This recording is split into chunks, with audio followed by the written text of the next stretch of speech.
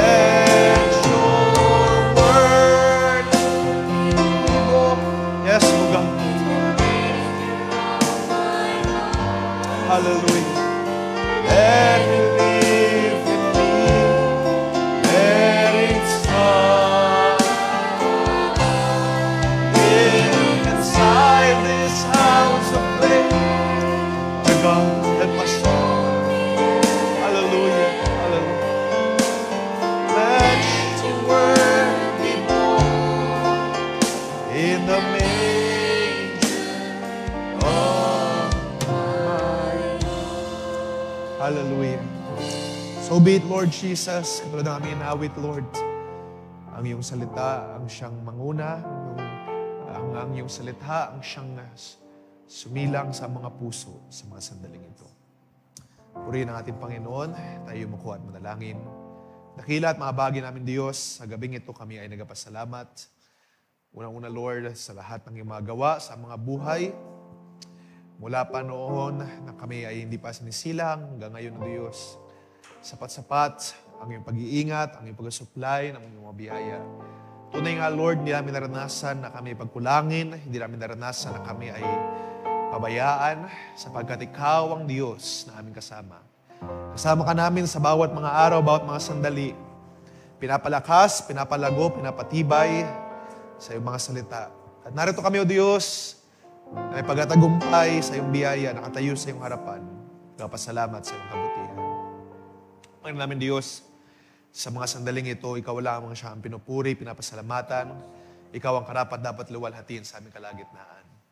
At bayaan, Lord, sa aming pagparito muli sa iyong dambana, sa iyong trono, Diyos. Bayaan na kami ay linisin mo, hugasan mo, Diyos. Hindi kami karapat dapat, O Diyos. Marami kami mga pagkukulang, kahinaan. At kung kami lamang ang mag-isiyasa sa mga sarili, tunay nga na we can find ourselves guilty sa maraming mga bagay. Pero nagpasalamat kami, O Diyos, sa iyong dugo na mabisa, sa iyong dugo na sapat-sapat upang maglinis, maghugas sa amin, magbago na aming mga buhay, ng mga puso. Kaya sa gabing ito, Lord, ang aking dalangin, ikaw ang siyang maglinis sa amin, sa bawat isa. Bigyan mo kami ng isang pusong tapat, isang pusong dalisay, isang puso, O Diyos, na sa iyo lamang nakatingin, sa iyo lamang umaasa, sa iyo lamang, O Diyos, nakatuon ang atensyon. At ang mga bagay na gawa ng kaaway sa mga buhay, alisin mo ito, Diyos. Wasakin mo, linisin mo. Upang kami ay humarap sa iyo na isang puro pinadalisay ng iyong salita. Hindi kami karapat-dapat, Diyos. Ikaw ang magpagindapat sa mga buhay. Even I, Lord, marami ako nagagawang pagkakamali, kahinaan, papagkukulang. At Lord, ang bawat isa, hindi namin nais na manatili sa ganitong kalagayan, Diyos. Kaya tulungan mo kami, ikaw ang siyang palakas sa amin, magbigay ng pagtuturo upang tumayo kami sa iyong mga salita na hindi guilty, kundi Lord, tumayo kami sa iyong kalagitnaan na nilinis, hugasan sa pamagitan ng iyong dugo. Pagpalayan mo mga kabataan ito, Lord, ang bawat isa, mga nanonood sa live stream, kung meron man, ikaw, Diyos, ang siyang pala sa bawat isa. Bayang sama mo kami from the start to the end. Ang pag-uusap ng mga salita. Ikaw, Lord, ang siyang mag-cover sa akin. Ikaw lamang ang siyang mangusap sa mga kabataang ito, Lord. I'm not worthy, pero ikaw ang siyang Diyos na karapat-dapat. Ikaw ang Diyos na may kayang gawin sa gabing ito. Sa bawat expectation ng bawat isa, naniniwala akong kaya mo itong i-address. Kaya sa gabing ito, hayaan ikaw ang siyang gumawa sa kanilang buhay, sa buhay ng bawat isa. Palayan mo bawat isa, O Diyos. Ito ang aking samo, ito ang aking dalangin. Sa taan na pangalan ng Panginoon Kristo Jesus. Amen and amen. Praise the Lord. Maaari ba tayo palapakan ng Panginoon? At malayo na tayo makaupo sa gabi ito.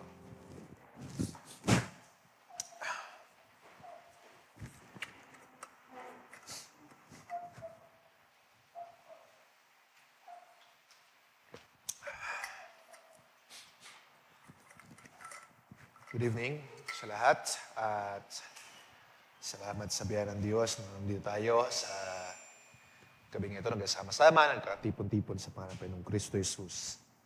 So, sa gabing ito ay tayo ay mag-enjoy sa mga salita natin Diyos, sa mga pagtuturo, sa kanyang mga pangusap. At bayaan ng bawat isa ay patuloy na mag-anticipate, mag-expect sa pangungusap na kayang gawin ng ating Panginoon sa ating kalagitnaan. Sa gabing ito ay sama niyo ako sa inyong prayers.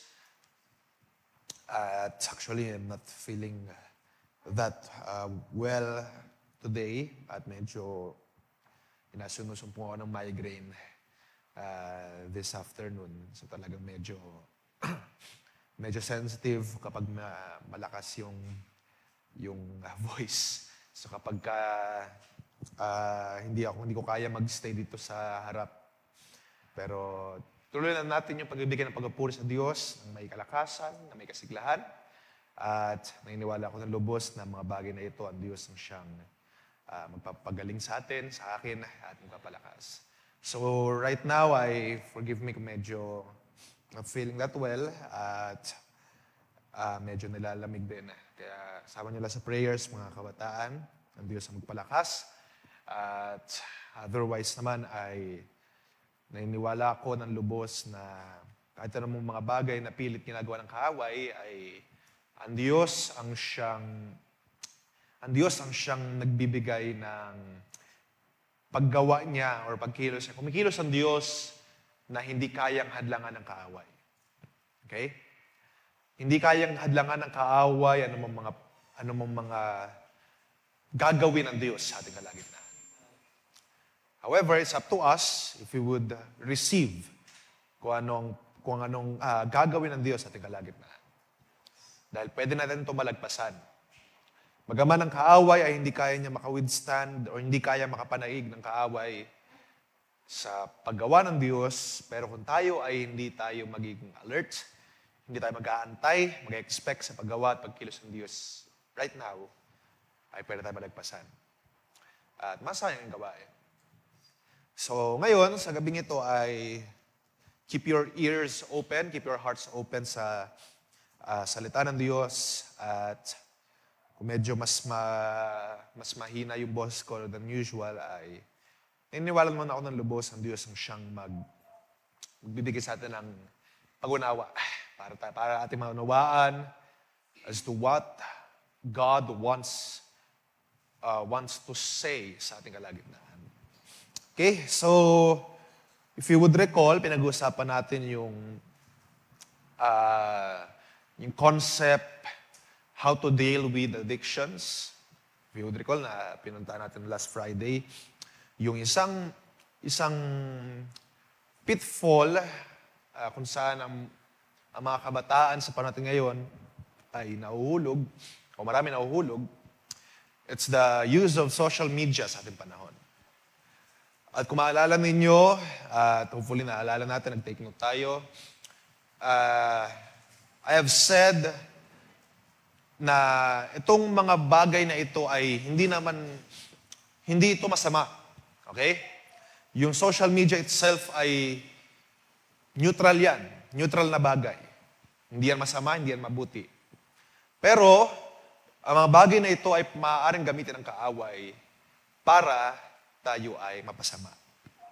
Pwede itong gamitin ng kaaway para ikaw, tayo ay agawin at ilayo sa kalooban sa presensya ng Diyos. Okay? So, kapag naririnig ninyo, di ba, sa mga pangaral, na wag na mag-social media, wag na mag-ganyan, it means lang na yung mga ganyan mga bagay ay kayang gamitin kasi ng kaaway. And it's best, sabi sa Banal na Kasulatan, I do not recall the verse, pero kung malala ninyo, sabi doon, kapag ang iyong mata ang nagdadala sa iyo sa kasalanan,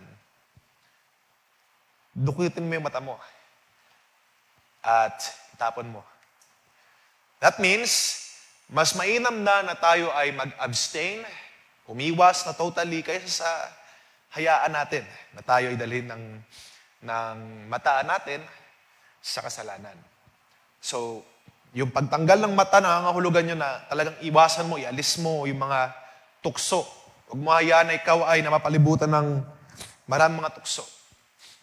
Kaya marami kayo makakarinig na pangaral, especially sa mga adults, makakarinig kayo ng mga pangaral na iwasan nyo yan, alisin nyo yan, ilayo nyo yan. It's because yan ay pwedeng gamitin ng kaaway. Okay? Yan ay pwedeng gamitin ng kaaway kung hindi tayo magiging wise, kung hindi tayo magiging maingat.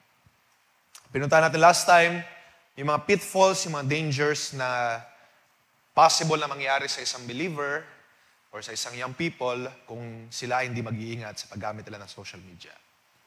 At pwede itong maka-influence sa kanilang buhay, pwede silang matangay totally at malayo sa kalooban ng Diyos. However, kung tayo naman ay merong self-control, hindi ko napuntahan last time, pero I want to highlight, tayo ay binigyan ng Diyos, sabi dun sa isang talata, sa Timothy, God has not given us a spirit not of fear, but of power, of love, and self-control. Sound mind. Sabihin nun, hindi tayo nagpapakontrol, kundi yung ating mga kaisipan ay sound, maayos. At meron tayong control sa ating mga sarili. Hindi natin nahayaan na kontrolin tayo ng mga social media or ng mga bagay na ating pag-uusapan moving forward. So may mga bagay pa ako na ilang gustong i-highlight with this mini-series. At for tonight, ay gusto kong pag-usapan natin how to deal with, so yung series natin na dealing with addictions naman, or dealing with addictions pa rin, I want us to talk about dealing with gaming. Dealing with gaming. Okay? So, isa ito sa mga bagay na or very common sa atin. Okay? Lahat naman tayo I believe, ay mga marurunong sa technology dahil tayo lumaki na kasabay na natin yung mga technology na yan. At when I say gaming, ang isang danger na pwedeng datnan ang isang kabataan ay siya ay possible na maging addicted sa mga laro na online gaming or mobile gaming na pwedeng or may possibility na makasira sa kanyang buhay. So we will talk about this at gusto ko munang ibigay sa inyo ang ilang mga bagay kung anong sinasabi ng mga kasulatan patungkol sa mga bagay na ito. And I believe panahon nito upang mabigyan natin ng diin, ng attention dahil hindi naman ito madalas nakapag-usapan eh. Di ba? At hindi natin ito madalas na bibigyan ng pansin, especially, makakarinig lang tayo na, uy, wag ka mag-games, uy, wag ka mag-ganto, wag ka maglaro, ganyan. Or kapag nasa gawain, wag ka maglaro kasi ganito, ganyan. Makakarinig lang tayo ng mga ganong mga paalala, reminders, pero bakit? At anong dahilan or anong mga bagay na nakasulat sa Bible ang pwede natin ma-apply patungkol sa mga bagay na ito para maintindihan natin. Okay? So now, again, uulitin ko, katulad na sinabi ko last time, wala namang proper distinction or walang proper na definition na matatawag mo ang isang tao na addicted or addicted sa games, halimbawa. Hindi porket or hindi necessarily ang isang tao ay nag-spend lang ng short amount of time ay hindi natin pwede sabihin na hindi siya addicted. Ano lang ako, naglalaro lang ako 1 hour a day. So hindi ako addicted. I-define natin ang addiction, sabi ko nga kanina, or sabi ko nga last time, the way we define addiction is enthusiastically devoted to a particular thing or activity. Hindi ito nangangahulugang, or hindi lamang ito nangangahulugang yung buong oras mo ay na-spend doon. Ibig sabihin, ikaw ay devoted doon sa bagay na yon at gustong-gusto mong siyang gawin. Enthusiastically devoted. Okay? So, if we would recall yung pangaral ng last joint fellowship, di ba? Yung devotion ng isang tao ay, the way he acts, the way he lives, doon umiinog yung kanyang buhay. Doon sa kanyang dinedevote. At yung addiction ay gayon din. Parehas ng kahulugan. If you have an addiction, okay, if you have an addiction, it doesn't matter kung gaano katagal or gaano kaikli na oras ang sinispend mo.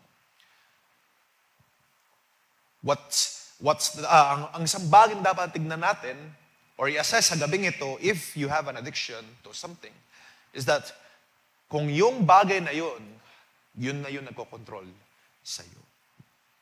Yun na yung buong buhay mo. Yun na yung laman ng puso mo, yun na yung laman ng isip mo, yun na yung laman ng lahat sa iyo. Okay? Yung mga addicted naman sa sigarilyo, hindi naman yan. Bagaman may mga times na maraming beses na maninigarilyo, pero hindi yan 24 hours naninigarilyo. Okay? Maghahanap yan syempre ng maayos na paghinga. No. Hindi yan hihit-hit ng isang buong 24 hours. Yung mga addicted sa drugs, sa gayon din. Yung mga addicted sa maraming mga bagay. No? I believe extreme case na kung ikaw ay nag-social media ng 24 hours. Sobrang extreme na yon. So, hindi talaga ito nasusukat sa oras or sa haba. Kundi, gusto natin tignan, sabi ko nga, kung saan ba napupunta yung ating devotion. Okay? Kung saan napupunta yung ating devotion, at kung itong bagay na ito ang siyang buong buhay mo, ito yung bagay na sa isip mo ngayon, ito yung bagay na sa puso mo ngayon, mamaya pag-uwi, ito yung gagawin mo, ito yung ginagawa mo pag-gising, bago matulog, then I could say that there is a problem. At doon ka napapasok doon sa kalagayan na addiction.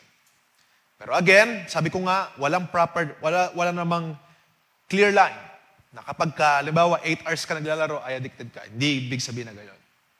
Pero ngayon, kung makita mo na problema siya sa'yo, dahil kilala mo sarili mo eh. Kapag hindi mo kilala sarili mo, wala kang pakialam kung gaano kakahaba nag-oras, nag-spend sa paglalaro or sa social media. Pero ngayon, kilalanin niyo sarili niyo. Gaano nga ba kahaba ka nag-oras naglalaro? Gaano nga ba kahaba yung oras mo na paglalaro? Tuwing kailan ka naglalaro? Madaling araw? Bago mag-work or habang nag-work? Bago matulog? So, i-assess natin mga sarili.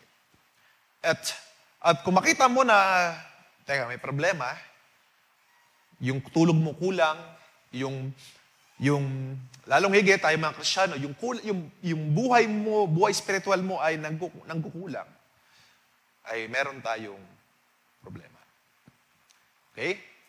So doon natin siya de-define as addiction. So titignan natin ngayon kung paano ang paglalaro ay nagiging problema base ayon sa banal na kasulatan. So sabi ko nga, importante na kilala natin ating mga sarili, mga kabataan. So habang tumatanda kayo, ay hindi tayo nabubuhay ng, or hindi dapat tayo mabuhay ng hindi natin kilala kung sino tayo. Magkaroon tayo ng self-assessment, self-realization. Ngayon, asiya sa atin yung sarili ninyo. Ano nga ba ka? Sino nga ba ako? Ano nga ba ginagawa ko daily? No? Mahirap na mabuhay na hindi mo kilala sarili mo at hinahayaan mo lang yung influence ng sanlibutan o ng sino man na makaapekto sa iyo. Okay? Nabawa, kung anong gawin ng kaibigan mo, yun lang gagawin mo. Kung anong gawin ng classmate mo, yun lang gagawin mo. Yun yung mahirap na buhay. Dahil lahat ng yung buhay ng classmate mo, yung influence sa'yo, pabago-bago yan. At ikaw, kung hindi mo kilala sarili mo, kung hindi mo kilala sarili mo, lalong higit na ikaw ay anak ng Diyos, ay magkakaproblema ang yung buhay spiritual. Now, I will give some items to consider na katulad ng social media, itong mga larong ito ay, sabi ko nga, hindi to masama. Okay? So baka controversial, pero sasabihin ko ngayon, itong mga larong ito ay hindi ito masama. Ito ay neutral na bagay. Ito ay isang bagay na parang itong mikropono, or parang itong tumbler, or parang yung mga phones natin. Hindi yan masama. Nagiging masama yan kapag ang kaaway ay gumagawa sa pamamagitan yan. Tulad ng phone na ito, wala naman tong kayang gawin na mag-isa siya. Kapag hinagas ko to doon, hindi naman na ito kaya bumalik sa akin. Okay? Wala tong kayang gawing masama. Nasa tao na gumagamit ng cellphone, or kapag ang kaaway ay nakapasok na sa kaisipan ng tao, yung phone ay pwede magamit sa kasamaan. Dahil alam natin, na nandito maraming mga access ito sa illicit na mga bagay, maraming mga access sa magkukuha ng maraming mga oras sa atin. Lahat ay may access dito. At kapag pinabayaan ko lang siya dyan, walang mangyayari. Okay? So, kaya ako sinasabi na even itong mga larong ito, mga neutral yan na bagay. Okay? So, kung marinig ninyo na, sabi ko nga kanina, pinalawanan ko kanina, kapag marinig ninyo na, huwag kayo mag-games. Ang ibig sabihin nila doon, ang ibig kahulugan nila doon ay, huwag mong hayaan na yung sarili mo ay pasukan ng kaaway. Parang yung oras ay magugol sa paglalaro. Okay? Yun na lang yung kunin nyo doon, i-absorb nyo doon. At yun yung unawain natin as we go on sa pag-uusap ng topic na ito. So again, sabi ko nga, yung mga laro ay hindi yan inherently masama. Pero yung mga resulta na pwede mangyari sa mga bagay na ito, pwede yung gamitin ng kaaway para ang isang Kristiyano ay pabagsakin, isang Kristiyano ay ilayo sa presensya ng Diyos, sa kalooban ng Diyos. Di ba? If you would recall, or kapag nakapagbasa-basa kayo ng ilang mga statements ni Brother Branham, di ba? Mga statements siya doon na sabi niya, kapag gusto niya, or may statement siya na kukuha siya ng shotgun, tapos babarilin niya yung TV niya. Kasi yung TV ay, sa time nila, yung TV ay nagkukos nga ng ganitong addiction na tawag natin. So yung mga kapatiran ay instead na umatan ng gawain, nasa TV lang sila. So sa ating panahon, or alam ko tayo ng mga sa ganitong age natin, hindi na tayo ngayon sa TV, di ba? Bihira na lang.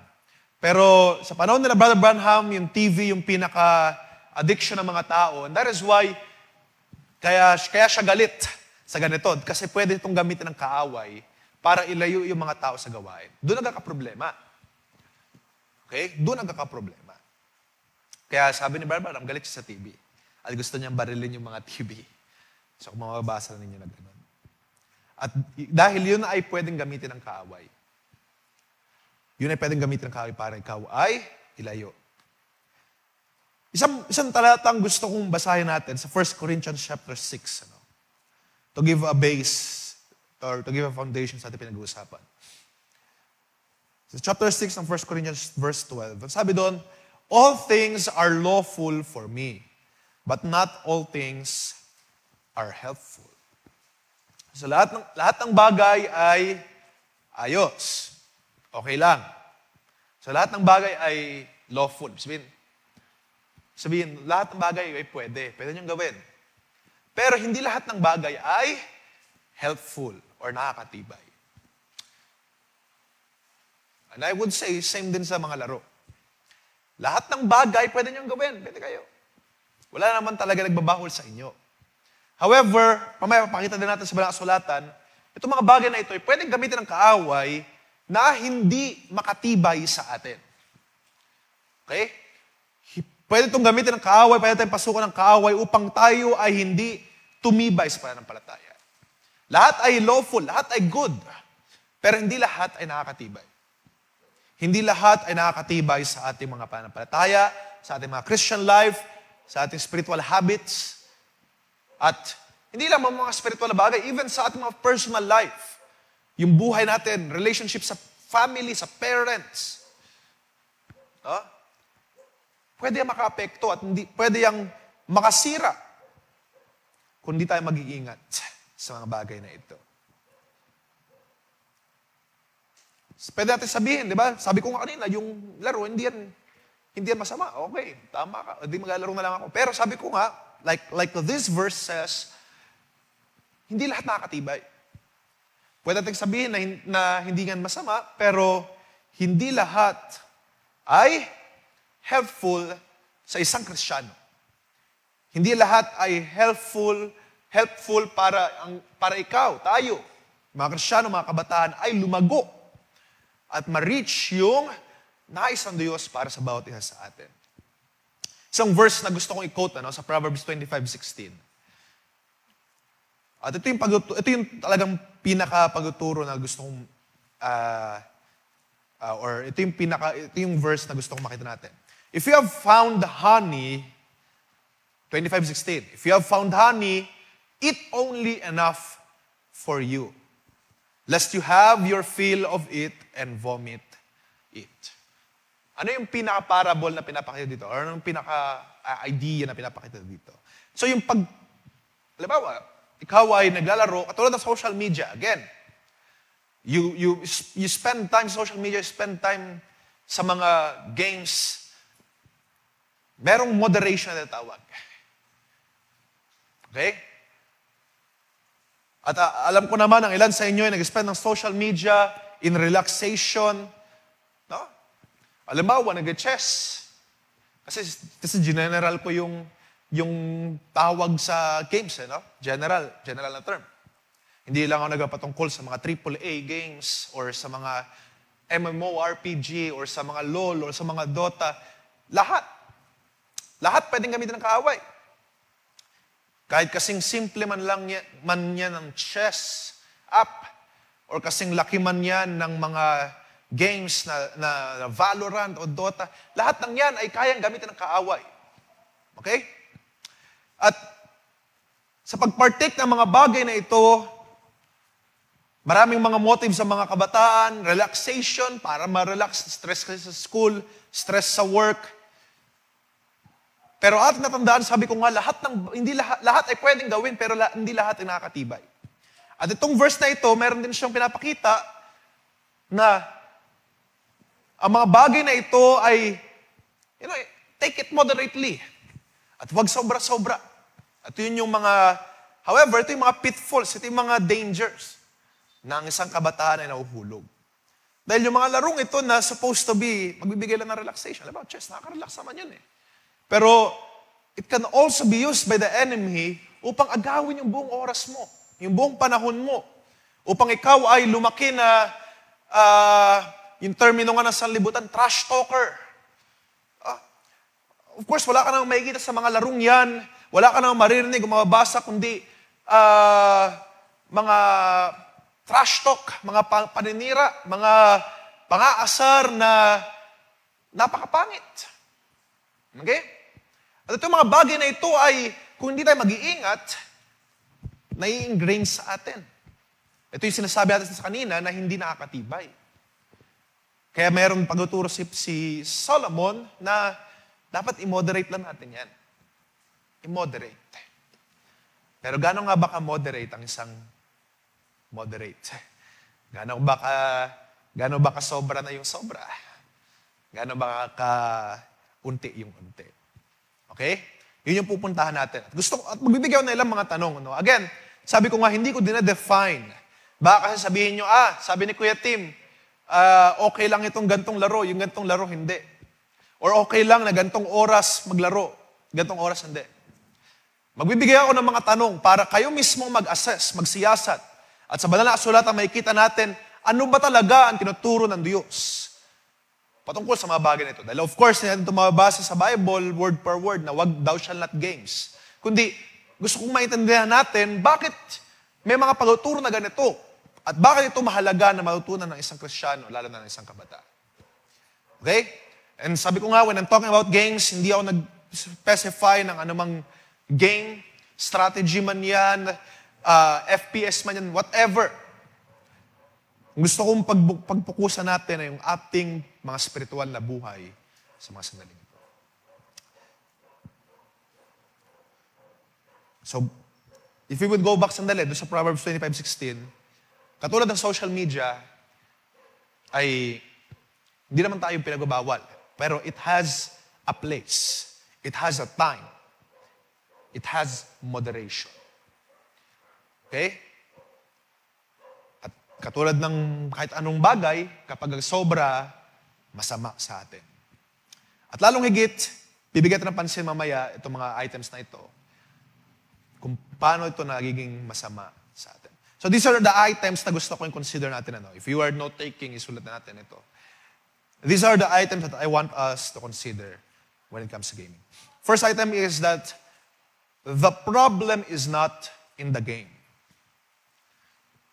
Okay? Ang problema ay hindi dun sa laro. Kasi pwede nating i-reason, sige, Kuya Tim, ayaw mo pala na naglalaro ako ng Valorant. Sige, magba-Bible games ako. Dun sa phone. Maraming mga Bible games na pwede ko i-download. Magba-Bible games ako, spend ko yung oras ko, tapusin ko yun. What do you think? Okay ba yun? Sa tingin ninyo? You know, nung kami magkakapatid, una kami nagka-PC way back 2004, 2005. Siyempre, first time na magka-computer. At so naalala ko pa yun, matabang screen, Dell. First time magka-computer, Windows XP. So talagang tuwan-tuwa kami, wow! At nung nagka-computer kami, dahil bata kami noon, 2004, 2005, siyempre, naghanap kami ng malalaro. Sa mga computer, sa mga old computer, especially sa mga kaidarang ko halos, yung, if you're familiar pa sa Windows XP, sa mga pinball, yung mga minesweeper, may kung ano, solitaire. Ayun nga, di ba? Yung mga ganong mga laro na hindi inappropriate, mamaya mapupunta natin yan. Okay? So yung mga ganong laro, yun yung mga nilalaro. Madalas pinball or minesweeper. So katagalan, naghanap kami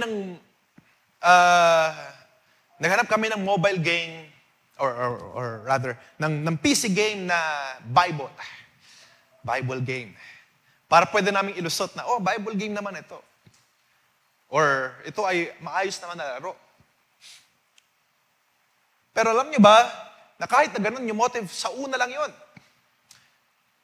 Okay? At hindi yun necessarily, hindi porket Bible game or Bible activity ang ginagawa mo sa phone or sa PC. Like I've said kanina, itong mga bagay na itong mga games na ito, neutral ito. Kahit sabihin natin Bible games ito. pwede itong kumuha ng significant na oras mo. At hindi mo mabantayan, hindi mo mabayaan na instead na sa magandang motive na, may nag-flash na verse, may ganito, may lesson, etc.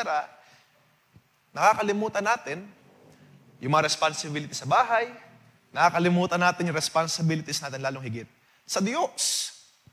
At nagiging devoted tayo, gagamitin ko yung word ulit na devoted, nagiging devoted tayo dun sa laro. Instead na sa mismong Diyos. Kahit na Bible game yan, kahit na Bible verses na nag-flash sa screen, or kahit na si Jesus yung main character dun sa laro, hindi yun nagpapaganda ng bagay. Hindi necessarily na positive yun. Or bagaman maganda, nakikita mo, natututo ka, pero sinasabi ko sa inyo mga kabataan, hindi ito necessarily positive na bagay. Dahil pwede tayong ma-devote doon sa laro instead doon sa Diyos. Okay? So gusto kong pakita sa inyo yung distinction. Kaya, gine-generalize ko yung term. Dahil, kung anumang laro na pwedeng kaadikan or pwedeng yung laruin, lahat ng yan, pwede yung gamitin ng kaaway. Para ikaw ay may devote dun sa bagay na yon. So the first item is that the problem is not in the game. Yung problema ng addiction sa mga laro ay hindi dahil sa laro. Maraming magsasabi, nakaka-addict kasi laro. Maraming mga rewards, maraming mga daily missions. Diba? Maraming mga daily goals. Maraming mga achievements na pwede kong i-achieve. The problem behind the addiction is not about the game. Hindi mo pwedeng sasihin yung laro. Wala ka ibang pwedeng sasihin doon kundi yung sarili mo. At dahil ikaw ay merong you have misplaced priorities. Okay, gagamit doon tayo mag-iikot, You have misplaced priorities. Yung appetite natin, yung gusto natin na ma-relax, yung gusto natin na maglaro, yung ma-entertain tayo, yung gusto natin ng fun, yung self-enjoyment, yun na yung naging priority natin instead of more important things. Like, family, at lalong higit ang Diyos. Gusto ko sabihin sa inyo na meron pang mga mas importanteng mga bagay. Isang typical na senaryo, dahil, halimbawa, sino naglalaro ng Valorant? Okay lang, maamin, So, halimbawa, yung mga ganyan laro, hindi yan napopost. Alam kung hindi yan napopost, di ba? So, kapag nandun ka sa laro, good for 30 minutes, nandun ka lang. Or PUBG. Hindi napopost yan eh. So, nandun ka within the game. At kapag ayan na, darating na si nanay mo. Nak, bili ka nga ng doon? Ng ulam? Bili ka nga doon ng pagkain? Or magsaing ka, magluto ka? Anong sagot? Teka, Nay! Teka, wait lang po. Pero 30 minutes na lumipas, o nakakasimula mo pa lang 30 minutes na lumipas, ikaw ay, wait lang! At darating yung point na magagalit na nanay mo, ano ba yan? Tigil mo na yan. So doon na, di ba? Nagalit na yung nanay mo, tigil mo na yan. Tama na yan. Wait lang na, patapos na to. Ako na yung top 2 out of 100. You see? Hindi problema yung laro. Ang problema natin doon ay yung misplaced priorities. Dahil, to be honest, pwede naman natin gawin, hapabayaan na yan, dahil yung mga achievements niyan ay hindi naman talaga mahalaga. However, para sa isang kabataan, at sadly, para sa isang Kristiyanong kabataan, nagiging sobrang halaga ng mga achievements, ng status, ng mga rank, or ng ano pa mga bagay na ito above doon sa relationship sa family, sa mga responsibilities sa tahanan, lalong higit, nakakalungkot sa mga spiritual na gawain. Okay? Sabi sa Matthew chapter 6, verse 24, no one can serve two masters. For either he will hate the one and love the other. Now, gusto ko ipakita sa inyo, ano ba yung nag-take ng most priority sa atin. Okay? Ano yung nag-take ng most priority over us? Yung mga laro ba? At kung minsan nag-take tayo ng too much time sa mga bagay na ito at hindi natin napapansin. Okay? Kaya sabi ko, mahalaga na kilala mo sarili mo, marunong ka mag-assess, magsiyasat. Kapag ka talagang pagod ka na, manapilit. Isang balita dun sa China, 3 days straight siya naglaro. Sa computer shop. 3 days straight siya naglaro. Tapos, after nun, patay na siya. Nakita siya sa computer shop, hindi na gumagalaw.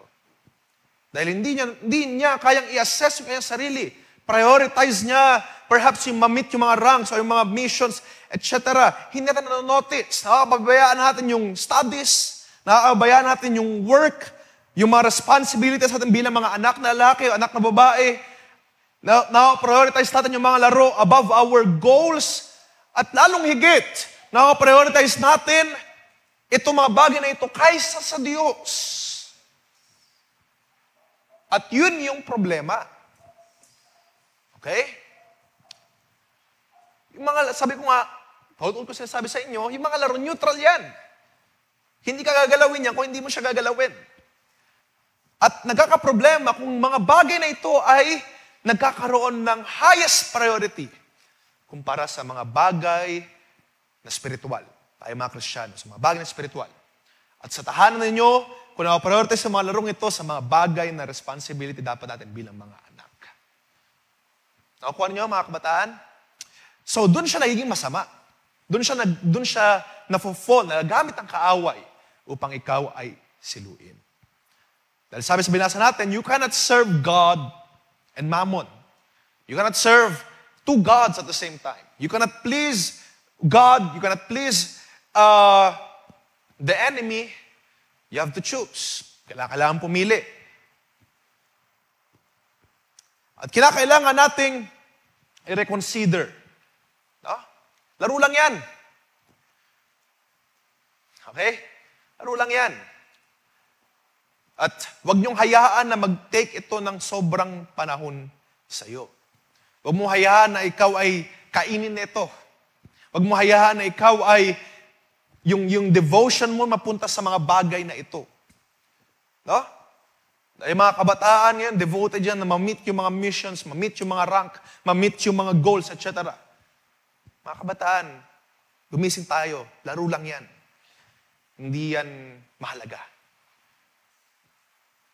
Dahil darating yung panahon, kapag tumanda kayo, yung larong yan, mawawala yan. Okay? Pero kayo, tatanda kayo. Kung ano yung na-apply ninyo ngayon, ay maadala na ninyo sa inyong pagtanda. Kung halimbawa, kung magluwat at pagbalik ng Panginoon, 5 years, sabihin natin. At ikaw, yung buong buhay mo, uminig dun sa larong yun. Yung larong yan, aalis yan. Pero ikaw, kung ikaw ay inog ang buong buhay mo, masayang yung 3 years mo, masayang yung many years mo sa larong ito na temporal. At ang sabi sa banal na kasulatan, set your affections on things above, not on things of earth. Sapagkat yung mga bagay sa lupa, they are temporary.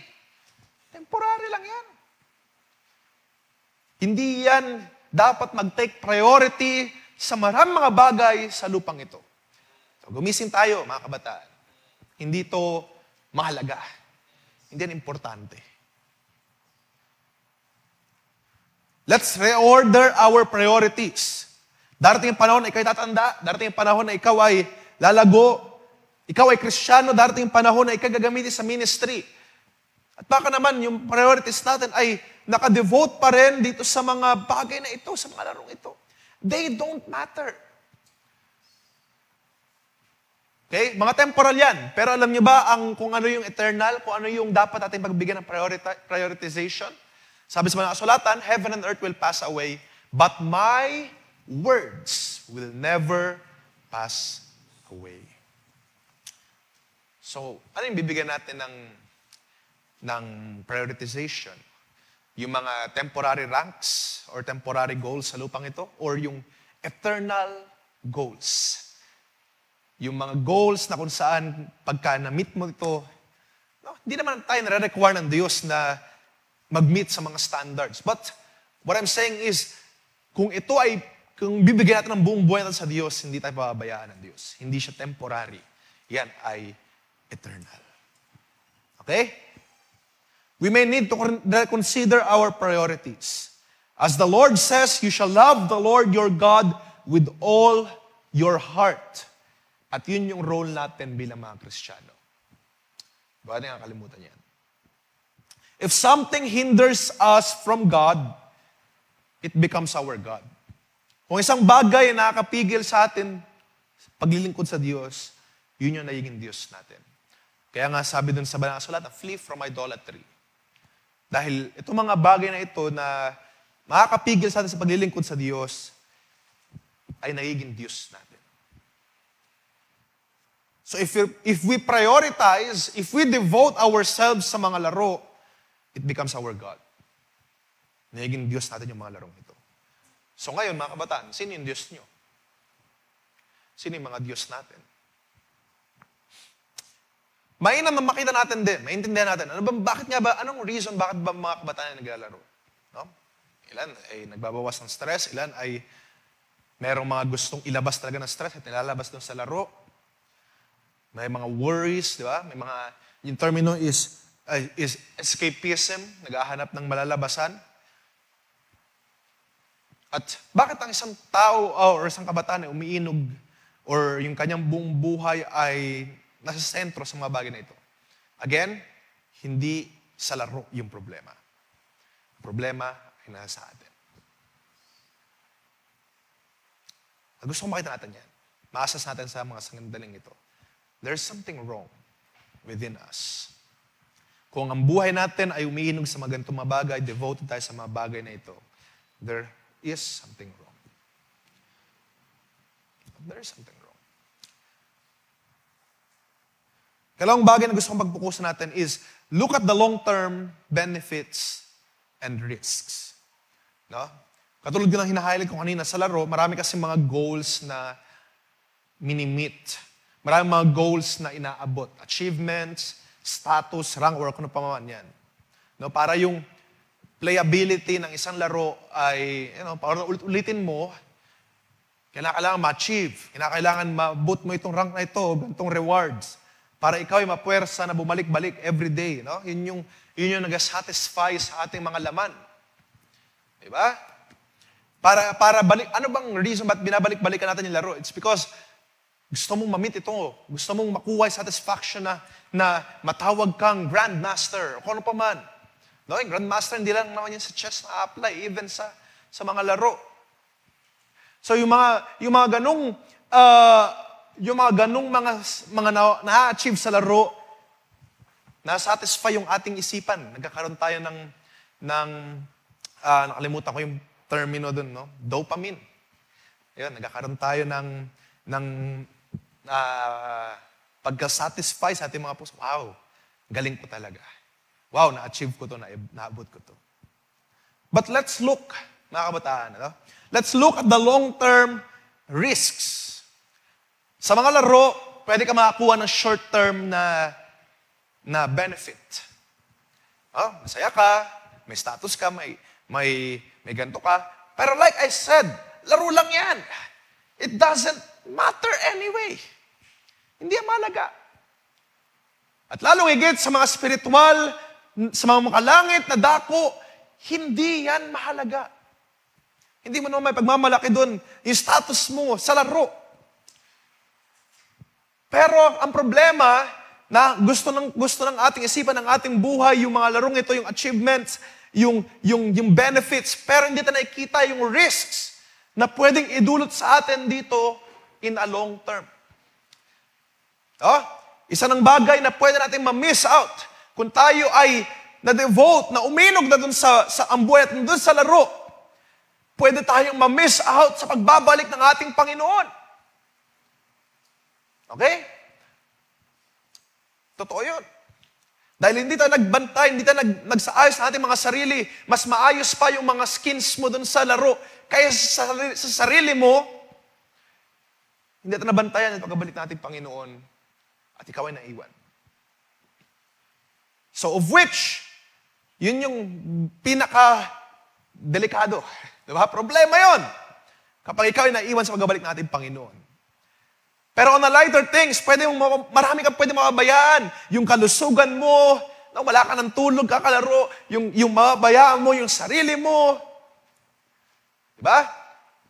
Below dyan, of course, yung spiritual na bagay, maaari mababayaan mo. Pero yung below that, pwede mong mababayaan yung kalusugan mo, yung relationship mo with your family.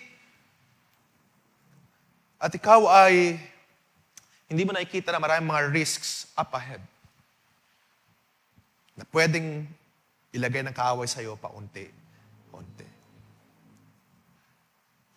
Yung mga oras na sinayang mo in the long run, yung mga oras, hindi mo na mababalik yun. Many missed opportunities sabi natin, para sa Diyos. Na supposed to be, pwede tayong mag-improve spiritually. Na supposed to be, pwede tayong matuto pa sa Diyos, makilala pa ang Diyos. Pero those are many missed opportunities na pwedeng agawin sa'yo ng kaaway. At kasama na doon, madamage yung ating kalusugan, madamage yung ating relationship sa family. It is not worth it to be compared sa mga temporary rewards and goals. Dahil sabi ko nga, kapag wala na yung laro, wala na rin yan. So let's look at the long-term benefits. Let's look at the risks, no? Ng mga bagay na ito, na temporary, and let's look kung ano ba talaga makakuha or para tayo makakuha ng benefit na pang long-term, pang mahabaan. Okay? We need to make an effort to look at those long-term benefits. Kaya tayo tinawag na agila eh. Diba? Yung agila, nag-soar siya ng mataas. Yung agila, hindi yun nakakita sa malapitan lang. It can see afar off. Nakakita siya sa malayuan. At maging agila tayo, mga kabataan. Let's look at the long term. Let's look doon sa pagbabalik ng ating Panginoon. Sabi sa Hebrews chapter 12, verse 2, looking unto Jesus, the author and the finisher of our faith. Magbabalik yan siya, si Jesus. So what should we do? Anong dapat nating gawin? Huh? Sabi pa sa isang talata, redeem the time, for the days are evil. Paano natin ngayon ililigtas or i-redeem yung oras? O para hindi masayang.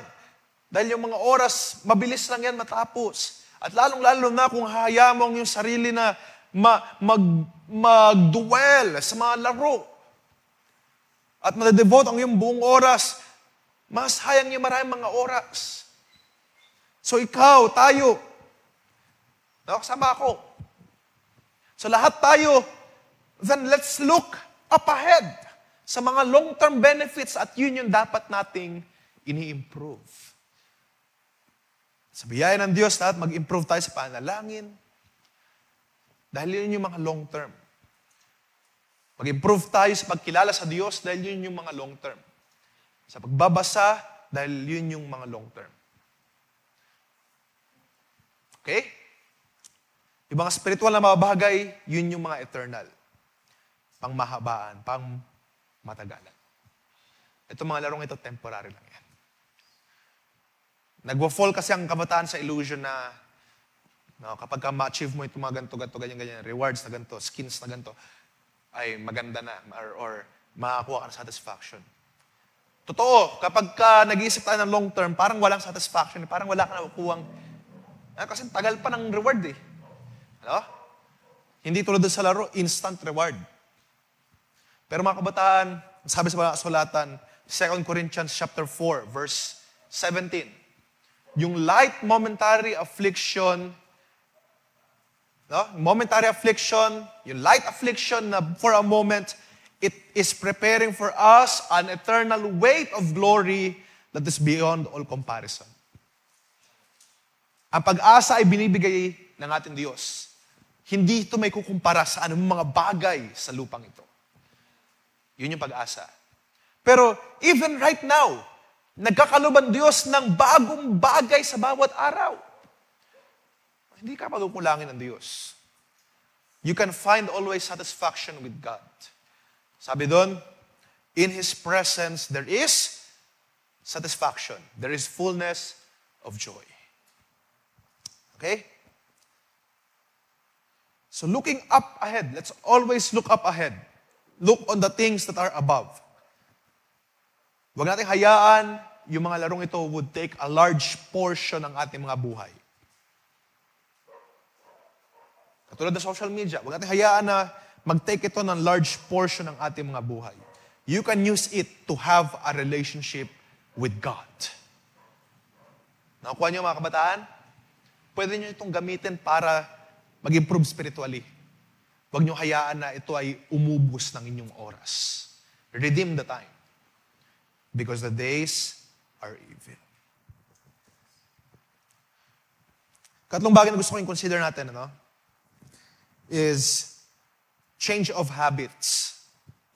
So naniniwala ako, katulad ng mga napakinggan natin last time, naniniwala ako na itong mga addictions ay it takes time, it takes process, it takes a process. Hindi to necessarily biglaan, although kaya natin gawin ng Diyos, biglaan. But we must trust the process, we must trust God. Pero sometimes ginagamit ito na reason ng isang kabataan. Na dahil process naman ito, okay lang. Last na ito. Yung term na yun, last na ito. Tapusin ko lang to. Pero hanggang kailan ba talaga yung maiging last? At sa ating mga buhay, hanggang kailan yung last opportunity to spend time with God?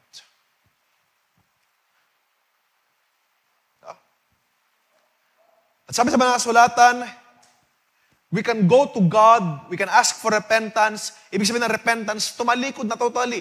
Iwanan, pagsisihan yung isang bagay na ginawa at totally tumalikod na. Possible yun, pwedeng gawin ng Diyos. Na totally stop. Totally titigil ka na. Dahil ito'y nakaka-take over na ng buhay mo, pwede mo nang itigil yan instantly. Kaya yun gawin ng Diyos. Okay? Kung nakita mo, naisip mo, or na-realize mo ngayon na, oo nga, it takes too much time sa akin. Oo nga, marami na ako napabayaan. Yung nanay ko galit na sa akin, yung tatay ko galit na sa akin. Or napabayaan ko lalong higit yung spiritual kong buhay. Sabi ng sulatan, repent. Ibig sabihin ng repent, tumalikod ka dun sa mga dati mong buhay.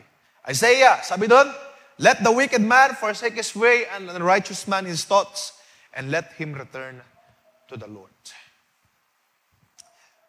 Kung nakikita mo na nag-take over na ito sa iyong buhay, sa iyong studies, sa iyong mental health, huwag mo hayaan ito na mag-control sa iyo. Control mo ang sarili mo at pwede kang mag-repent, tumalikod na totally. Iwan na totally. Sabi sa 2 Timothy chapter 2, o 2 Timothy 2:22. 2 Timothy chapter 2:22. Flee youthful passions. And pursue righteousness, faith, love, and peace along with those who call on the Lord from a pure heart. Huwag mo hayaan na itong bagay na ito mag-control sa iyo. But rather, control it. Okay? Control it. At kung talaga nakikita mo hindi mo kayang kontrolin, then flee from it. Lumayo ka. Hindi mo kailangan laging, hindi naman all the time kinakailangan mong parang tiisin. Kung kaya mo naman layuan mo na lang. Okay? Sometimes sabi nga, not all the battles are meant to be fought. Sometimes it is meant para ikaw ay tumakbo na talaga. Like this one, sabi dito, flee from it. Layuan mo, iwasan mo. Hindi yung parang titiisin mo siya. Andiyan yung youthful passions. Titiisin mo. No, umiwas ka na. Layuan mo yung mga bagay na ito. So now, kapag inalis mo itong habit na ito, dahil habit yan yung pagiging sa laro, may kinakailangan mag-replace dyan. Kasi anong gagawin mo sa oras na yun? Sadly, katulad ng sabi sa Bible, kapag umalis yung spirit, At nasumpungan niyang, at naghanap siya ng di ba? Humingi kang tawad sa Diyos. Nagpalinis ka. Umalis ka yung spirito ng addicted sa mobile games. Pero, walang pumalit. Kasi sabi doon sa Bible, pagbalik ng spirit, nakita niya malinis, pero walang laman. So, dahil nakita niya walang laman, bumalik siya at nagtawag pa ng ibang mga evil spirits. So, what that means is that kinakailangan mayroong pumalit. Mayroong lumaman sa ating mga puso. Kapag ito'y naalis, kinakailangan ma-replace agad ng ibang bagay. Sadly, ang ilan, kapag naaalis yung addiction sa isang bagay, napapalitan ng addiction sa panibagong bagay. No, naalis nga yung sa games. Napalitan naman ng TV. Naalis nga yung sa TV. Napalitan naman ng games. So, hindi totally napapurge or nalilinis. Or kapag nalilinis man, bumabalik lang yung evil spirit. So, what should we replace sa mga bagay na yan? Ilagay natin si Kristo Jesus sa atin. Let's work for the kingdom of God. Why not? Instead na mag-take tayo ng too much time, bawasan natin yung oras, i-control natin mga sarili, at laanan natin ng higit na oras yung kaharian ng Diyos. Okay? Laanan natin ng oras yung pag-improve ng ating mga spiritual na buhay. Laanan natin ng oras yung panalangin. Laanan natin ng oras yung pagbabasa, yung pag-meditate, yung pagpapasalamat sa Diyos. Instead na hayaan natin na ubusin ng laro ang oras natin. Ephesians chapter 5. Malapit na mag-close. Chapter 5 ng Ephesians. Gusto kong basahin natin.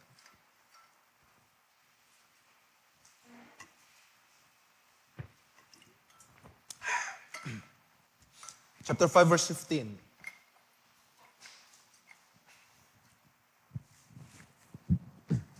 Sabi dito, look carefully then how you walk, not as unwise, but as wise. Look carefully how you walk. How you spend your time. Tignan nyo ng maigi. Huwag nyo hayaan na kontrolin kayo ng laro na ubusin yung oras mo.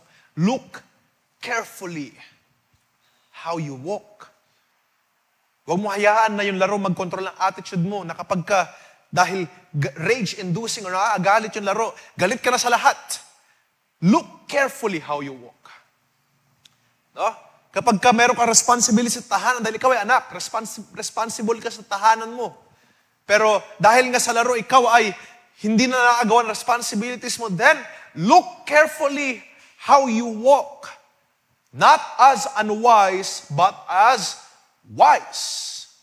Huwag tayo magpakamangmang, kundi tulad ng isang matalino. At anong ginagawa ng wise? Making the best use of the time. Making the best use of the time. Because the days are evil. Patuloy natin masahin, no? Do not be foolish, but understand what the will of the Lord is. Naiintindihan ba natin kung anong kalooban ng Diyos? If not, then instead of spending too much time sa maraming mga temporary na bagay, mag-focus tayo doon. Lord, ano yung kalooban mo? At para magawa ko, para ako'y makapaghanda sa iyong pagbabalik. What is your will, Lord? Sa verse 18, sabi doon, do not get drunk with wine, for that is debauchery, but be filled with the Spirit. Alam niyo yung wine dito, hindi naman ito necessarily na patungkol sa alcoholism or addiction sa alak. Ano? Yung debauchery, it means addiction on many things na temporary. Being filled with wine, being filled with temporary things, being filled with mga bagay sa lupang ito na matapos, just like games. Being filled with games. Masaya. Nakaka-enjoy, di ba? Pero that is debauchery. Sayang lang. Sayang lang yung oras mo. Instead of being filled with those things, anong payo ni Pablo? Be filled with the Spirit. Ano pa? Addressing one another in psalms and hymns, spiritual songs, singing and making melody to the Lord with your heart, giving thanks always and for everything to God the Father, in the name of our Lord Jesus Christ, submitting to one another out of reverence for Christ. So instead na yung mga bagay na ito na temporary magpupuno sa atin, why not desire to God na ikay mapuno ng Santong Espiritu? Instead na itong mga bagay na ito magpupuno sa ating mga oras, or mag-take ng majority ng ating mga oras, like I have said, di ba? Meron naman moderation, sige. Kung gusto niyo mag-relax, mag-sudoku kayo dyan. It's okay. Pero, kung itong mga bagay na ito ang pumupuno sa ating mga oras, instead of those things, why not yung ating mga oras ay mapuno ng ano? Sabi sa verse 19, singing psalms, hymns, and spiritual songs, making melody to the Lord with your heart. Instead of these things kung mag-occupy na maraming oras natin, why not give thanks always? Diba? At lalong higit sa lahat, instead of these things na magpuno sa ating mga puso, why not desire sa Diyos to be filled with the Spirit? Which is very important sa ating panahon. Lahat ng bagay na ito ay gradual na process. Okay?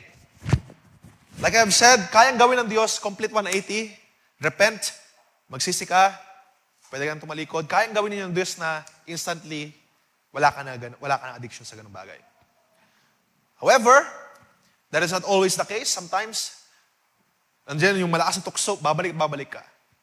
Pero kabataan, kung ikaw ay nag-decide na sa iyong sarili na talagang talikuran itong bagay na ito, ang pinakamahalaga na gawin ay sa kabataan Kristiyano ay ang consistency. Ang pagiging steadfast. Kung ayaw mo na talagang bagay na ito, then, talikuran mo talaga consistently. Magdadapa ka man, magkaroon man ng lapse, magkaroon man ng days na talagang hindi mo kaya malabanan yung tukso, sobrang gumugol ng oras mo. Be consistent. Ang goal mo, totally maalis na ito sa tulong at biyaya ng Diyos. Then, repent, ask of God. Paulit-ulit na manalangin, mag-repent. Dahil alam nyo ba, kapag ang isang kabataan na hindi consistent, marahil umalis ka sa kanya ito. No? Hindi siya maglaro. Halimbawa, ayaw na niya mag-games dahil sobrang siya na-addict. Hindi siya maglalaro ng Monday. At gumana Tuesday. Pero kapag ka Wednesday, halimbawa, naakit siya dahil na-invite siya sa Discord na may nag-chat, laro tayo, ganyan. No? Naglalaro siya ng Wednesday, iisipin ng isang tao, nag-fail na ako eh. Tuloy-tuloy ko na lang.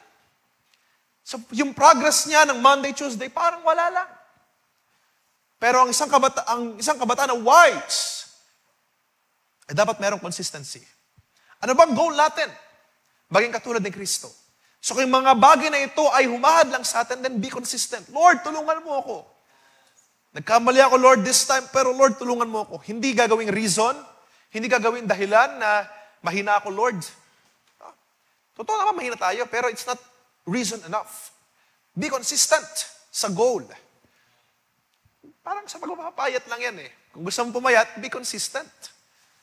Kapag halimbawa, may kumain ka ng marami ng this day, next day, wag mo hayahan na mag-slip ka ulit. And the same thing sa ating Diyos. Totoo, ang Diyos maawain, di ba? Maawain siya, magpapatawad siya. Pero be consistent. Wag mo hayaan na yung buong buhay mo dahil maawain ang Diyos, gumawa ng pagkakamali. Yun yung sabi sa Romans chapter 6, di ba? What shall we say then? Shall we continue in sin? Let it not be so.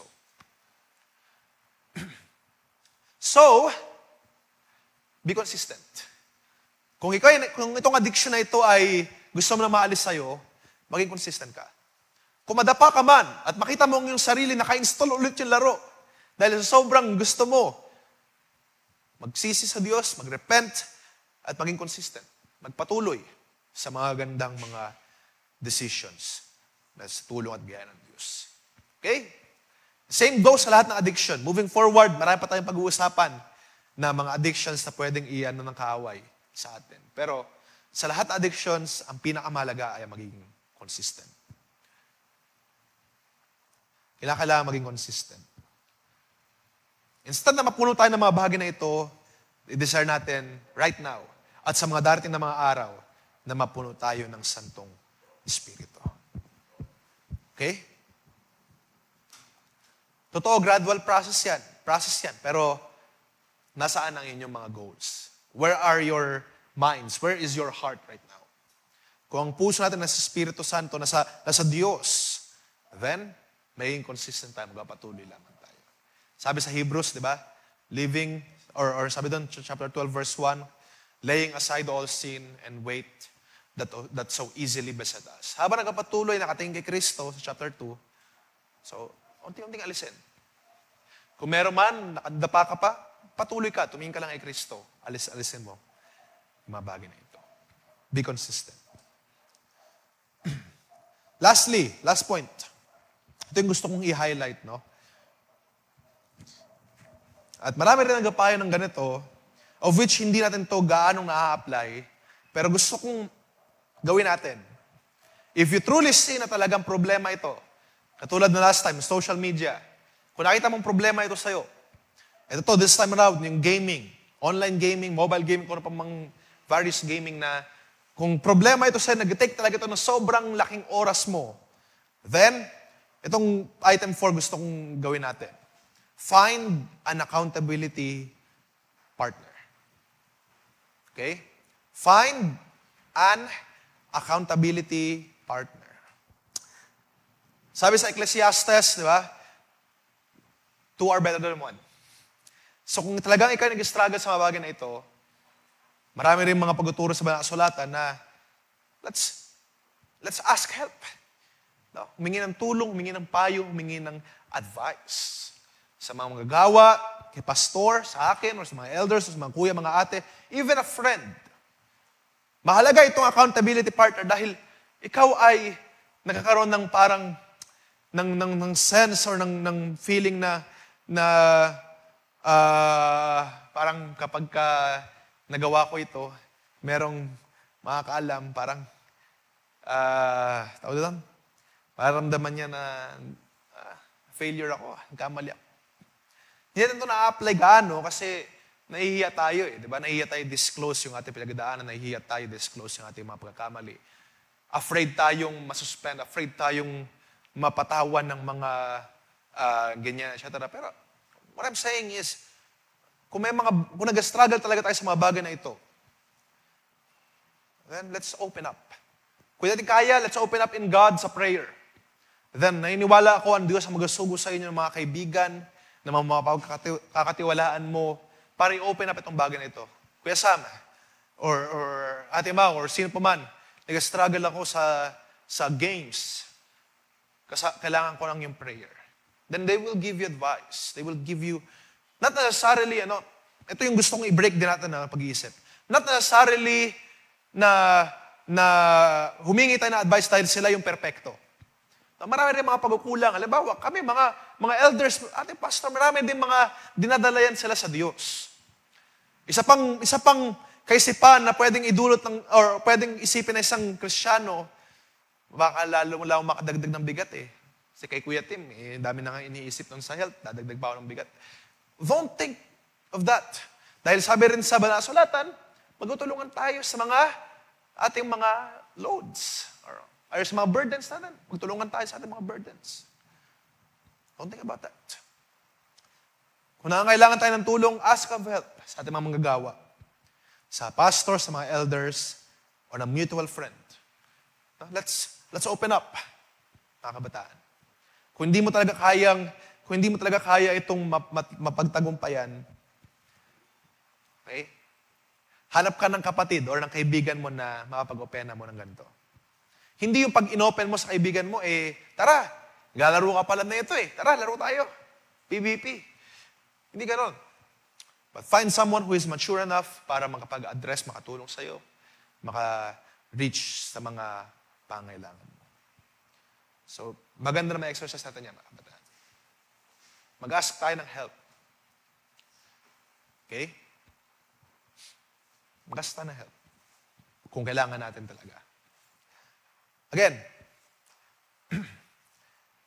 if you struggle with this, as I close, hindi naman to biglaan. Hindi to biglaan na kayang gawin ng Diyos na biglaan, pero some of the time, ay hindi ito biglaang mawawala. Minsan, frustrating na makita kasi parang bang paulit-ulit na lang.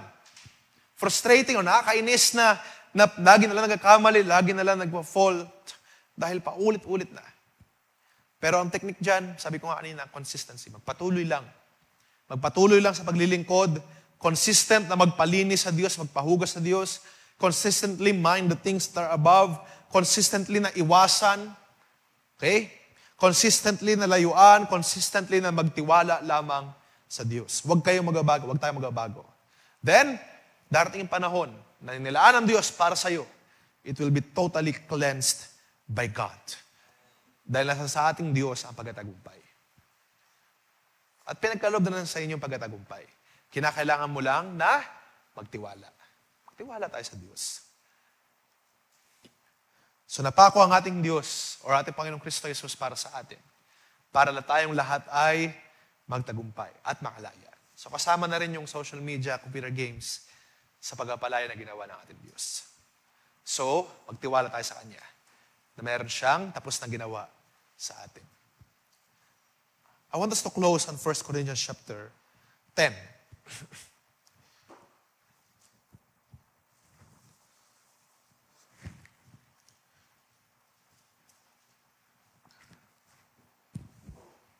Sabi dito, verse 13, no temptation has overtaken you that is not common to man. But God is faithful, and He will not let you be tempted beyond your ability. But with temptation, He will also provide the way of escape, that you may be able to endure it. So walang temptation na makaka-take over sa'yo,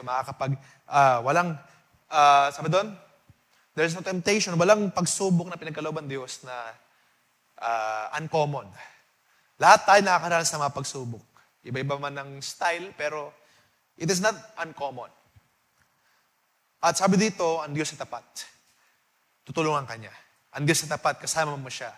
And He will not let you to be tempted beyond your ability. Ibig sabihin, kaya mong pagtagumpayin yung mga bagay. Kaya mong magtagumpay sa mga bagay na ganyan. Dahil sabi doon, He has provided a way for escape. Hindi tayo pababayaan ng Diyos, mga kabataan. And if someone struggles sa ganitong mga bagay, at nakikita mong yung sarili, na-assess mong yung sarili right now na, oo nga, ako yan, buong oras ko na umiikot dyan, then humingi tayo ng tulong sa Diyos. Sapagkat, walang bagay, walang temptation na, sabi doon, hindi natin kaya pagtagumpayan. Because lahat ay kaya natin pagtagumpayan sa tulong at biyaya ng Diyos.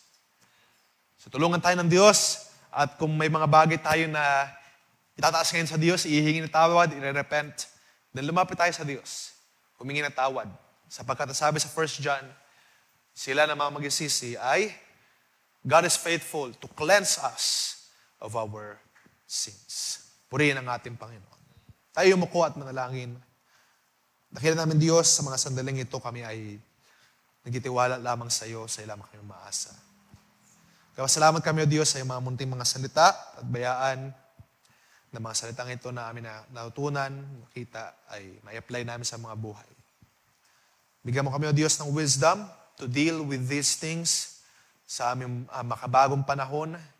Bigyan mo kami, O Diyos, ng self-control upang hindi kami hayaan makontrol ng mga bagay na ito. Bagkus, Lord, magkaroon kami ng pagkokontrol na nagmumula lamang sa iyo. At lalong higit, Lord, bigyan mo kami ng isang kaisipan na nakafocus, attentive sa mga bagay na hindi lilipas.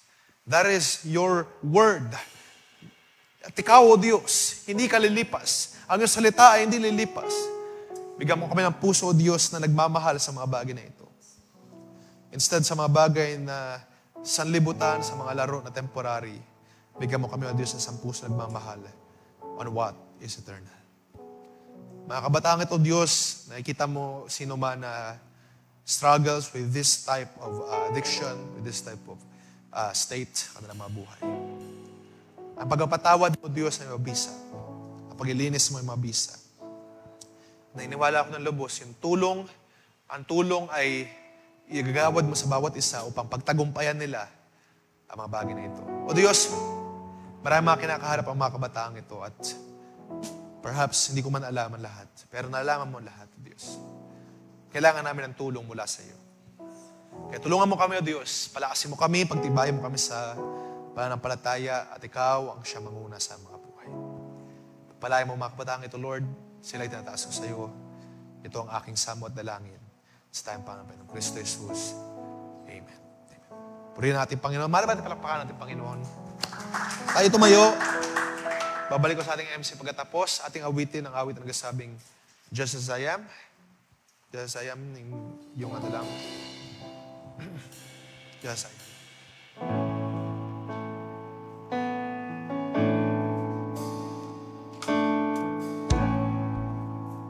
May chorus. Just as I am, without one plea, but that thy blood was shed for me, thou bidst me come to thee. Lord, help us. Bigyan mo kami, O Diyos, ng kalakasan. Bigyan mo kami ng tagumpay sa mga. At sila naman ang kailangan ng Diyos. Kumarito sila. Just as. Hallelujah. Second stanza. Just as I am and waiting. Lord, we are not waiting. Lord, help us. Rid my soul of wonder. Kung may mga bagay ka na nakikita, addictions, help us, Lord. And cleanse us. He whose blood can cleanse each spotless Lamb. Oh, my God. Help us, Lord Jesus. I come broken. Let us sing the lover. I come broken to be mended. I come wounded to be healed. I come desperate. Lord, help us, Lord. Help us to fix our eyes. We come empty to be filled. To be filled with your Spirit. To be filled with your power. To be pardoned by the blood of Christ. Salamat sa pag-iinis, pag-uhugas. With open arms, praise God. Just as. Sing it once again. I am. Pangailangan tayo, lumapit tayo sa Diyos sa mga sandaling ito. Tambro. Kung nais mong malinis, mahugasan sa ganitong mga bagay, lumapit ka sa Diyos.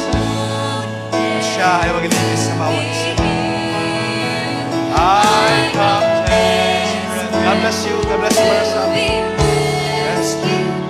I come empty to be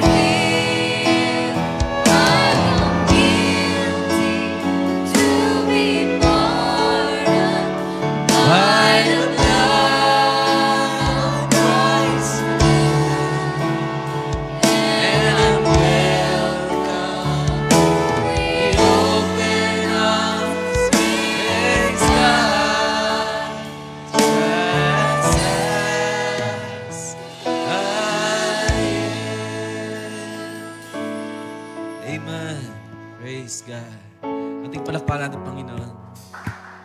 Amen. Amen. Praise God. Hallelujah. Salamat sa ating Diyos, sa kanyang mga salita sa gabing ito. Sinong pinagpala nating Diyos. Amen. Hallelujah. Salamat sapagkat ang Diyos ay tunay na gumagawa sa atin. Hallelujah.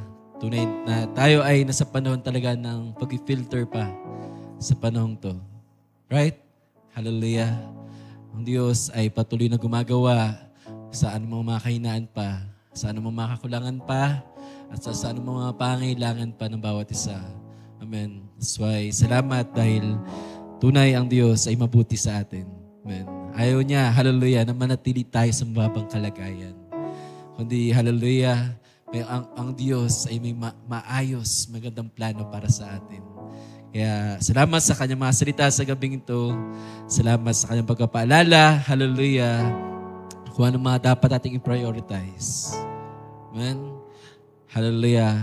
Let's consider our priorities. Kagaya ng nasabi kanina.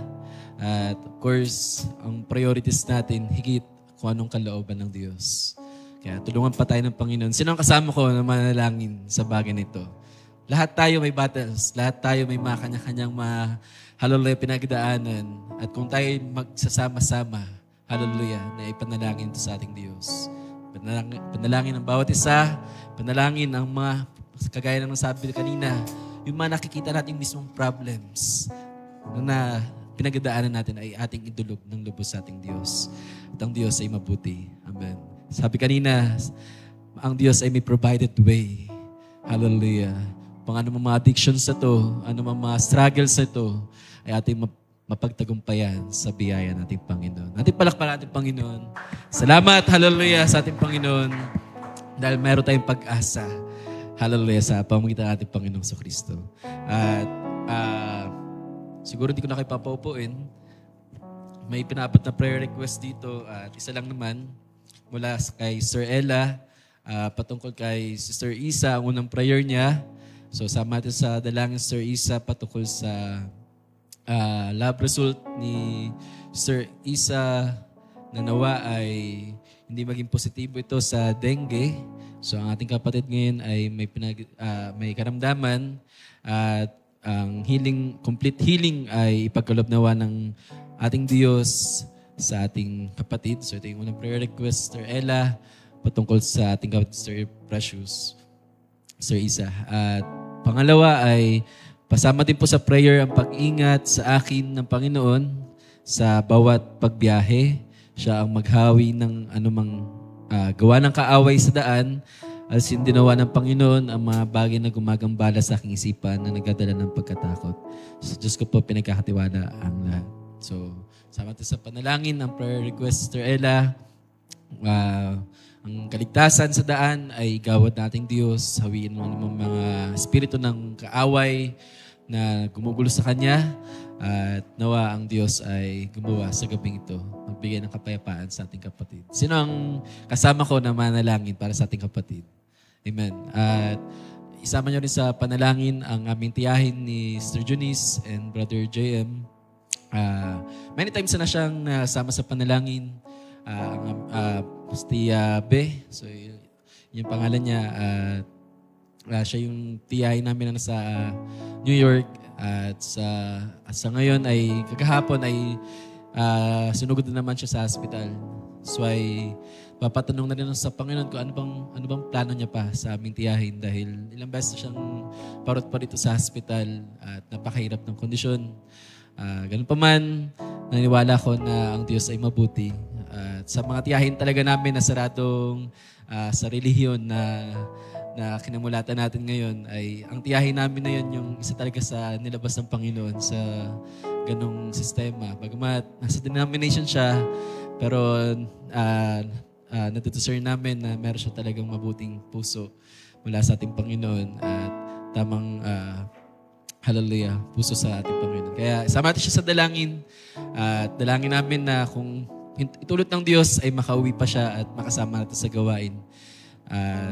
Yun yung pinakadalangin namin sa aming pamilya, magkaroon ng gathering sa pamilya namin at sama-samang magkaroon ng gawain sa tahanan. So yun, pasama sa panalangin na aming tiyahin sa gabing ito. At wala na yung pinabot pa na panalangin at idalangin natin yung mensahe ngayon sa gabing ito. Hallelujah. Ano mga addictions sa pinagdaanan ng bawat isa. Ano mga addictions, hindi natin nalalaman, pero alam ng Diyos ang lahat. At hindi natin alam kung ano mo pinagdaan ng bawat isa. Dalangin na natin bawat isa sa gabing ito na ang Diyos ang magbigay ng pagkatagumpay. Amen? Hallelujah.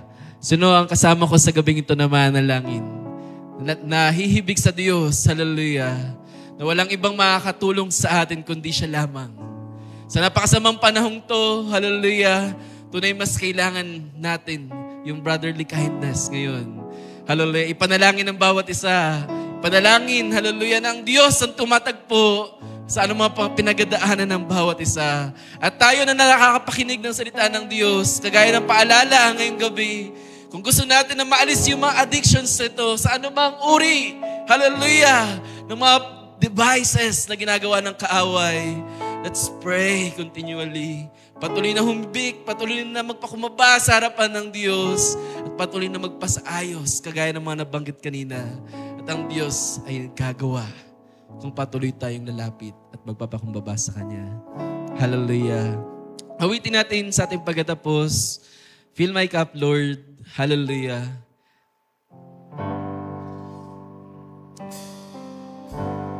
At patuloy natin pakanasahin, hallelujah.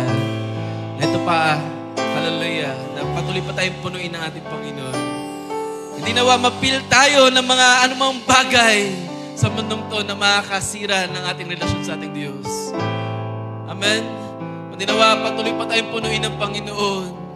Hallelujah. Ng mga bagay na makalangit, na makakatulong sa atin upang sirain ang mga devices ng kaaway. Sino ang nasa pa? Hallelujah, Lord, fill me! Kailangan kita! Hallelujah! Upang ma-overcome ko, alam mo, mga addictions. Upang ma-overcome ko, alam mo, mga panggugulo ng kaaway. Oh Lord, fill us! Hallelujah! Upang makayanan ko. Amen? Hallelujah! Oh, awitin natin sa umpisa.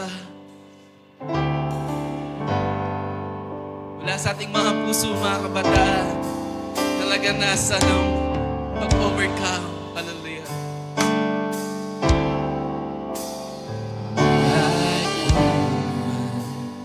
At the well, I was sinking. Yes. For things that could not satisfy.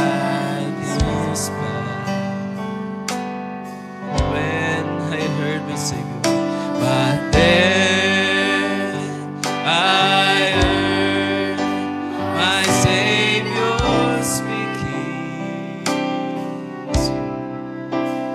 drawn from the well that never run dry. Yes, amen. Fill my cup, Lord. Fill my cup, Lord. I lift it up, Lord. Yes, Lord. Come and quench this thirsting of my soul. Bread of heaven, feed me till I want no more. Yes, so be Lord. Fill my cup, fill it up, and make me whole. There are millions in this world. There are millions in this world who are grateful. Yes, yan ang mga nilalasa ng mga tao sa libutan ito. The pleasures, earthly things, can afford, hallelujah, can afford.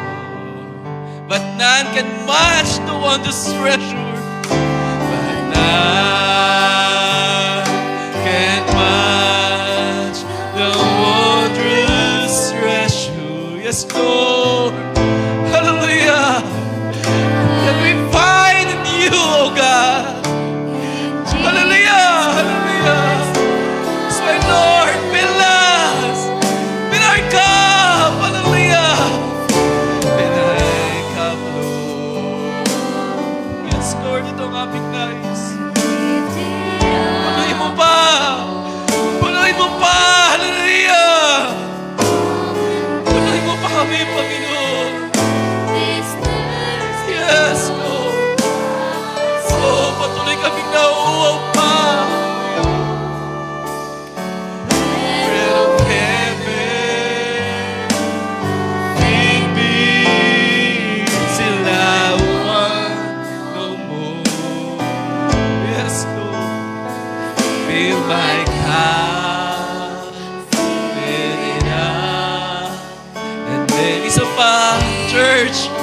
Mga kabataan, kung gaano tayo nagandasa, ipakita mo sa Panginoon kung gaano ka nauuhaw, kung gaano ka nagandasa, mapuno pa. Hallelujah.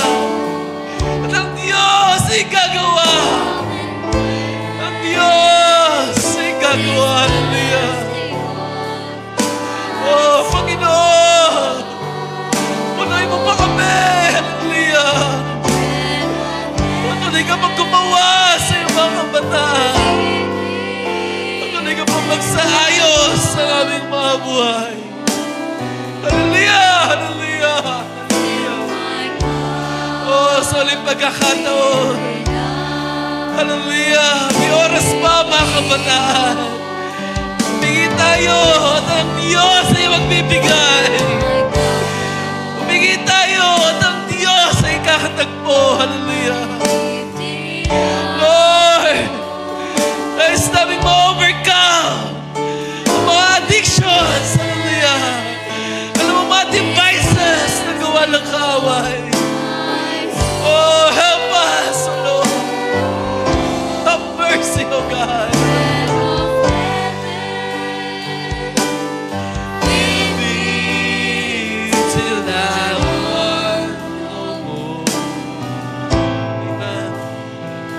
Fill my cup with enough. Make me whole. Amen. Amen. Praise God. Hallelujah. Oh, tunay, Panginoon. We are living now in the most deceiving days. Most serious days, oh God. Hallelujah. So, oh Lord, we need you, oh God, upang ma-overcome namin, upang mapagtagumpayan namin, malagpasan ang bawat pagsubok, oh God, ang bawat temptations na ino-offer ng kaaway sa aming harapan, oh God. That's why, Lord, we need you to move upon us. Hallelujah. Upang patuloy naming mapagtagumpayan ang bawat magawa ng kaaway, O Diyos. Tunay, hindi namin kaya mula sa aming mga sarili. Kung hindi ka gagawa sa amin, O God, wala kaming magagawa, O Diyos. That's why, O Lord, tulungan mo ang bawat isa. Tulungan mo, hallelujah, na patuloy na mapagtagumpayan ang bawat gawa ng kaaway. Sapagkat, O Diyos, nasa iyo ang aming kalakasan. Nasa iyo ang aming pagtatagumpay. Nasa iyo, hallelujah, ang kakayahan ng bawat isa upang mapagtagumpayan ano mo mga gawa ng kaaway na kanyang ino-offer, inilalagay sa bawat daanan ng iyong mga lingkod, O Diyos. So, O God, patuloy naming dalangin sa gabing ito, O God, na patuloy kang gumawa pa ng mga dakilang bagay sa aming mga buhay. Patuloy na, Lord, na na-i-break ano mga ginagawang hadlang ng kaaway. Ano mga addictions, ano mga kahinaan pa, ano mga hadlang ng kaaway. O Lord, Ikaw ay may magagawa, hallelujah, sa ano mga pinagdadaanan ng bawat isa, O Diyos. That's why, O God, nagpapasalamat kami sa gabing ito, God, sapagat patuloy kang nangungusap. Patuloy ka, O Lord, gumagawa. Patuloy kang kumakatagpo sa pangailangan ng bawat isa. Salamat sa iyong mga salita. Salamat sa iyong pagtuturo. Salamat sa patuloy na pagtutuwid pa ng aming mga buhay.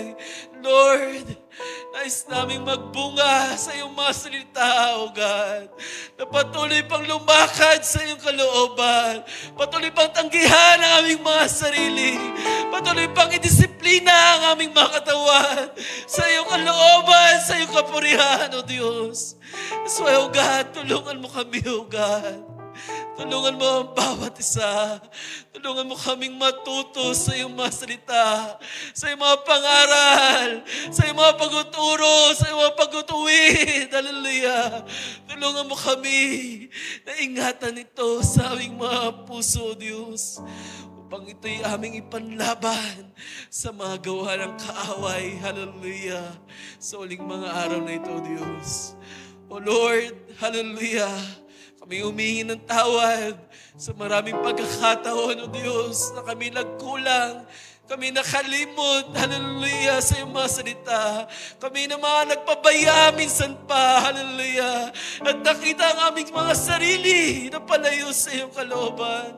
O Lord, forgive us, hallelujah. We admit, hallelujah, na kami nagkukulang pa. May mga kahinaan pa. At marami pang mga bagay na kailangang ipaayos sa iyo, Diyos. So, Lord, come-move, hallelujah, panas. Patuloy mong iparanas na ikaw ay nasa amin, hallelujah, suling mga araw na ito. Nasa iyo kami may mga ipagtatagumpay. Nasa iyo kami, O Lord, may kalakasan. Nasa iyo kami, O God, may katuwiran, may kabanalan.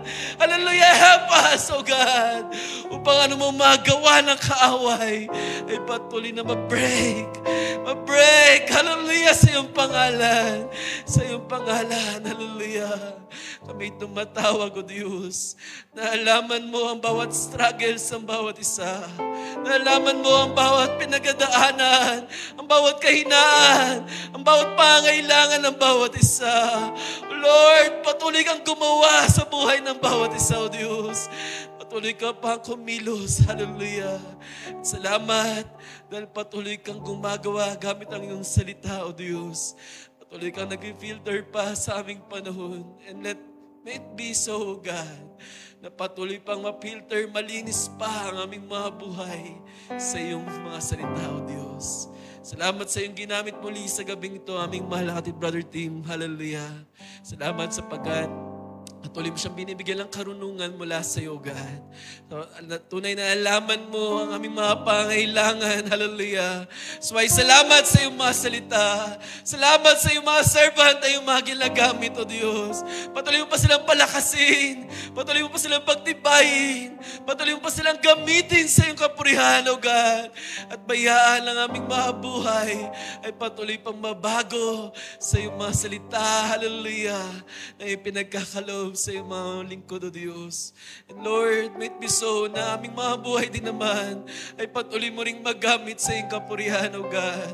Lord, ito ang aming desire na patuloy itong may handog sa iyo. Hallelujah. Patuloy na itong may paglingkod sa iyo, O Diyos.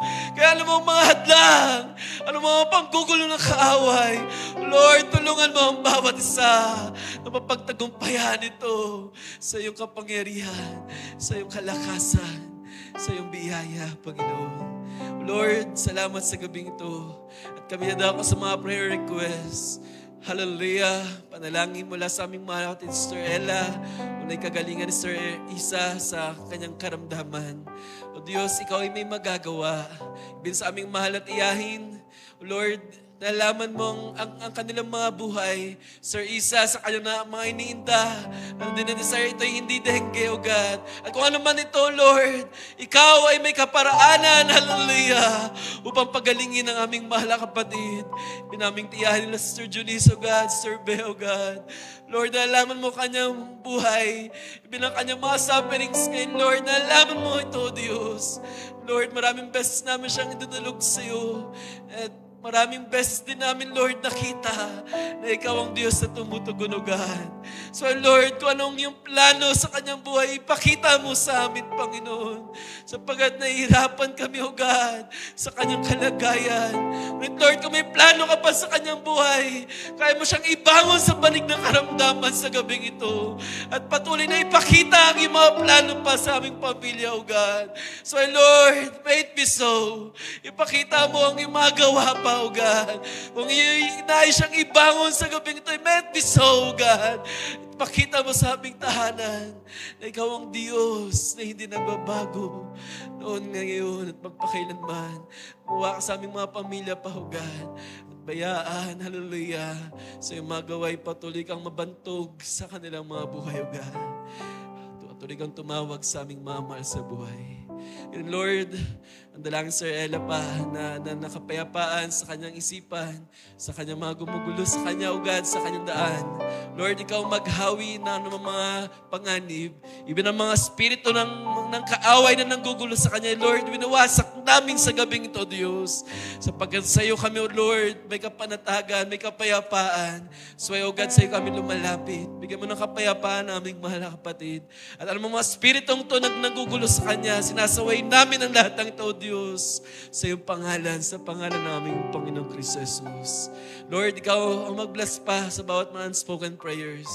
At bayaan, anumang mga desires, dalangin ng bawat isa sa kanilang mga puso. Ikaw ang kumatagpo sa gabing to, Diyos. Salamat sa iyong mga salita. Salamat sa iyong pangungusap. Salamat sa patuloy na pag-utuwid pa. Salamat sa patuloy na pag-filter pa sa aming mga puso, God, ng iyong mga salita. At patuloy ka pang magbago pa ng aming mga buhay. Patuloy ito maging instrumento pa, O Diyos. Hallelujah. Upang aming mga buhay ay patuloy na may handog na karapat-dapat sa iyo, O God. Ito ang aming samot dalangin. Binabalik namin papuri lamang sa iyo sa gabing ito.